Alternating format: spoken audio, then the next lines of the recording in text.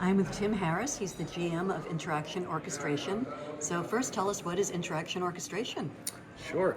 So essentially think of it as the classic CCAS routing, orchestration of phone calls, chat, emails, etc. to agents, but also in the new world into AI and agentic agents.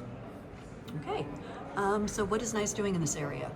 So orchestration for us is an exciting area of continued innovation. Obviously, we're still supporting and driving innovation in our core markets and core areas, but we also are seeing an enhanced trend based on the changes in automation and how agentic AI can do things that we simply couldn't do before.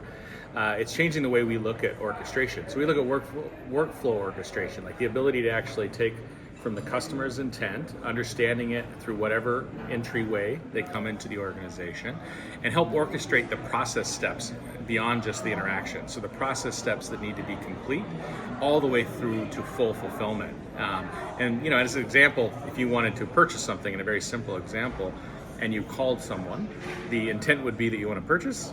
You have your conversation, your payment collection, etc. You end up when you're not completely fulfilled until you have the item you purchased, and you're happy with it, as an example. Okay.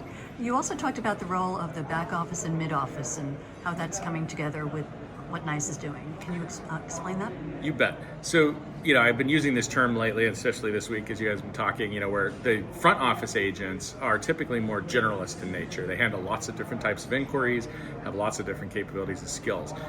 They often, in traditional service models, move items back to, say, mid-office or back-office tasks. They're usually task-based, non-interaction driven. Think a ticket.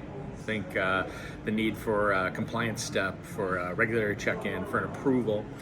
And those roles back there that we call specialists that often work, again, in the mid-office, someone who talks to customers when needed but isn't a part of the queuing-based system, and maybe even a back office where they're truly just doing a task and they're not talking directly to the customer. It's the unification of those steps that creates the best customer experience outcome, right? If I can complete that.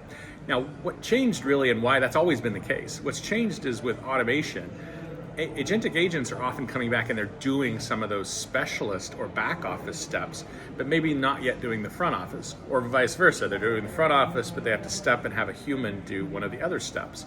And so helping orchestrate between those dynamics to create the best outcome for both the business and for the customer or consumer is what we're focused on. So a lot of our innovation right now is how do you get to those users? How do you help them do their job? How do you then also create the connections needed so that the different players can talk to each other and hand off to each other appropriately, and hopefully hand off in real time, not in the much longer processes. So we also heard about sales and marketing and how orchestration plays a role with that. And as you explained, NiCE isn't trying to be all things for sales and marketing. It's more how it relates to CX. Mm-hmm. So can you talk about that a little bit? Absolutely. I think anytime you start talking about workflow or you start talking about how you're going to manage things across an organization, sales and marketing are often come up. And where our focus is how do you, anytime that you're talking or working with a consumer, how do you keep that visible to all the players in the different workflows? You, for example, could outreach with a marketing offer and the customer ignore what you told them to do, but they call a traditional phone number.